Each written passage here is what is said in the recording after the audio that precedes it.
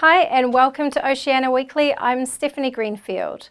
The Auckland Chinese Medical Association and the Chinese Network Incorporated signed the Memorandum of Understanding last Thursday at the Takapuna War Memorial Hall. There were language and accessibility barriers between the medical associations and the Asian people. The Auckland Chinese Medical Association will help Asian people's health checks with their translators.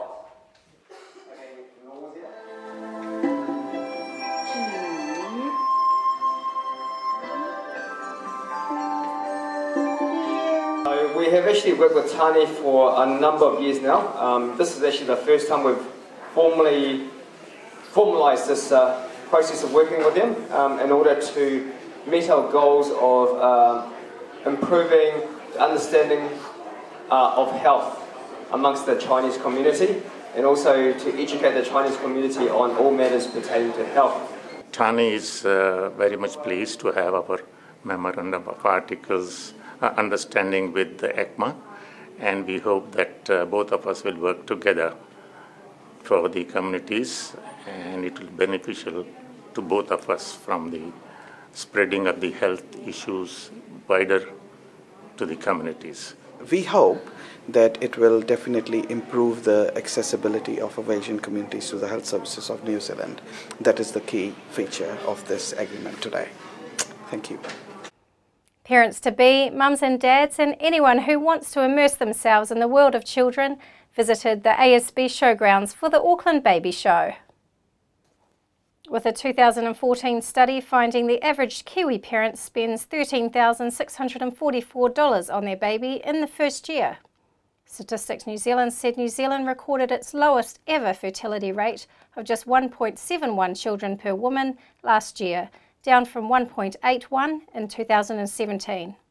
The Baby Show is the biggest parenting event in New Zealand.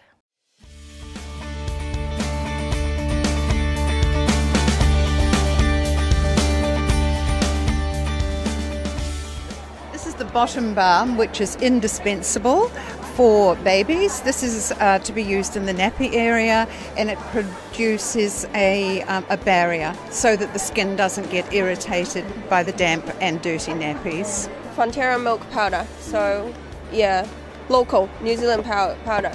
It's no sugar. Oh, okay. Yeah. Good for baby. Good for baby. So I'm doing all these prints are from New Zealand. We got the UV sterilizer and dryer from Korea. We are representing this brand this year. So it's a very premium and high-end sterilizer. So you can sterilize your bottle and also your toys, your soft toys and kids' clothing and brush. Yeah, so lots of personal items. And there is a simple button, just UV for 5 to 10 minutes. Yeah, so it kills 99% of bacteria. I have bamboo clothing, so we do babies wear and also women's wear. Bamboo clothing is organic, it's friendly for the environment, it pulls moisture away from the skin and keeps you dry. It's also UV protectant and it's great for children with allergies.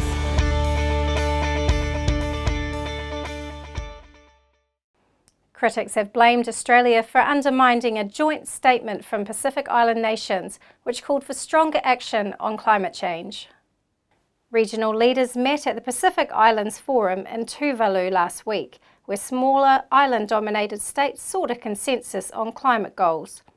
However, the region's largest emitter, Australia, did not endorse some calls, such as an end to coal mining. Pacific nations said they were disappointed with the revisions.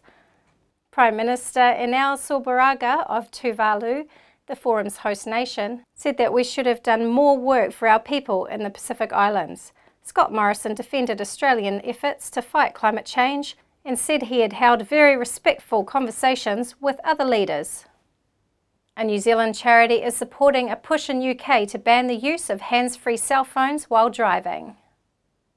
Research shows a driver is 3 times more likely to crash while taking a hands-free call compared to talking to a passenger. Between 2010 and 2018, cell phones were a factor in 85 serious injury crashes, as well as 39 fatal crashes. That's despite a 2009 ban on drivers using handheld cell phones. Now there's a call for hands-free phones to be banned too. Carolyn Perry, spokesperson for the road safety charity Break, said that handheld or hands-free are both a distraction.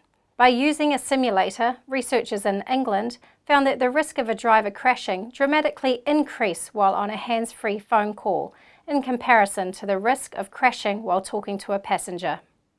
Air New Zealand has unveiled more cheap fare deals with domestic flights from $9 and international trips from $150. The airline offered 500 domestic flights for $9 one way from last week. Also on sale is 150 international flights available from $99 and include one-way flights from Christchurch to the Gold Coast and Fiji. There will also be reduced fares to Asia, Australia and the Pacific Islands as well. From Auckland, $299 to Honolulu and $199 to Tahiti, one way are up for grabs. Grab a Seat is also offering direct flights to Singapore for $799 return and $999 return to Tokyo.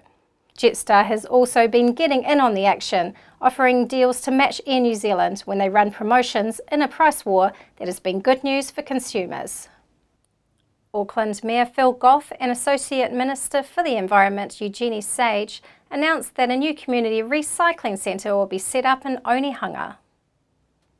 The new facility, which will be developed and operated by the Auckland Council, received $2.24 million of funding from the Ministry for the Environment's Waste Minimisation Fund, plus an additional contribution of $416,400 from the Council. Mr Goff said the announcement was fantastic for our city. He added that it will cut the equivalent of more than 250,000 wheelie bins of material going to landfill. The centre will extend the existing network of 8 community recycling centres to more than 70,000 Aucklanders in the Mangakiki Tamaki ward. The trial of the man accused of killing 51 people at 2 New Zealand mosques could be delayed by several weeks to avoid clashing with the Islamic holy month of Ramadan. The trial had been scheduled to begin on the 3rd of May in the city of Christchurch, where the Muslim worshippers were killed 5 months ago during Friday's prayers.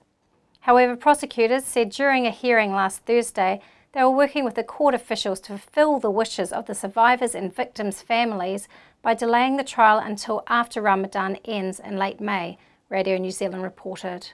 Also during the hearing, lawyers for the accused gunman Brenton Tarrant asked if the venue for the trial could be changed to Auckland, where Tarrant is being held at a maximum security prison, Radio New Zealand reported. Fiji Prime Minister Frank Bainimarama has accused the Australian government of taking a big step backwards in its relations with the Pacific. Bainimarama said this after Deputy Prime Minister Michael McCormack stated that the island nations affected by climate change would continue to survive by picking Australian fruit. The Guardian reported this after Australia prevented efforts by small island states to get Pacific-wide consensus on their declaration for stronger action on climate change.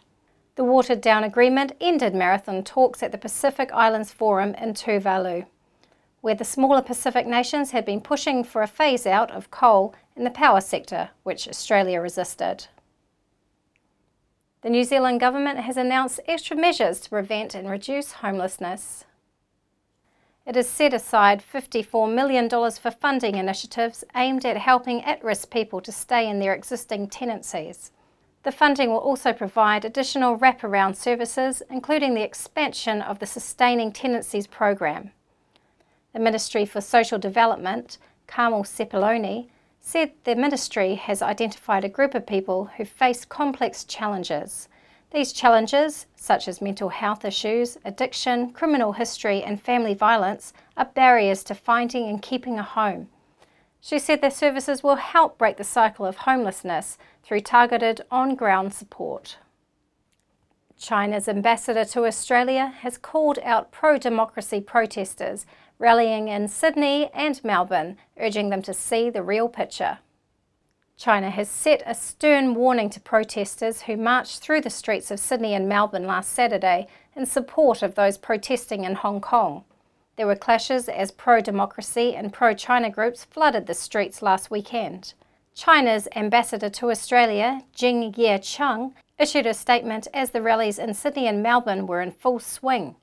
He warned foreign governments not to interfere with the situation or support the Hong Kong protesters, urging those protesting in Australia to see the real picture. Now we're going to cross over to Voice of America. The city of Portland, Oregon, on edge this weekend as a right-wing rally descends on the downtown area. USA! USA! Showing up to greet them, more than 1,000 counter-protesters, including masked members of the local Antifa. Portland police say no major violent incidents took place. The Bureau reported 13 arrests and several minor injuries, and the far-right groups left the city relatively fast. But as Portland sees a rising number of these public far-right gatherings, the city's mayor says authorities are grappling with a changing environment. We are now confronting the reality that in the United States we have a rising white nationalist movement based on white supremacy in this country, and it is impacting the entire nation. But we're certainly seeing that play out here on the streets of Portland. Saturday's rally saw a few hundred right-wing demonstrators, including members of the white supremacist group Proud Boys. Their choice to converge in Portland, they say, is a show of force. I believe in anybody's right to exist on a public park, a sidewalk, anywhere. I mean, that should be our right. It's a God-given right to be able to do that, right? And so it's very important to stand up for that. After the election of President Donald Trump, a host of far-right groups began to more publicly emerge. 4 more years! 4 more years! Along with a strong tradition of protest, the city of Portland has now become a flashpoint for standoffs between the far right and left. For a long time, conservatives kept their mouths shut. And so that's what this is about, especially coming to Portland. Like, this is the most liberal city in the country. Right-wing leaders vowed to return in the future, they say, so long as Antifa remains active in the city. For VOA News, I'm Deborah Bloom in Portland, Oregon.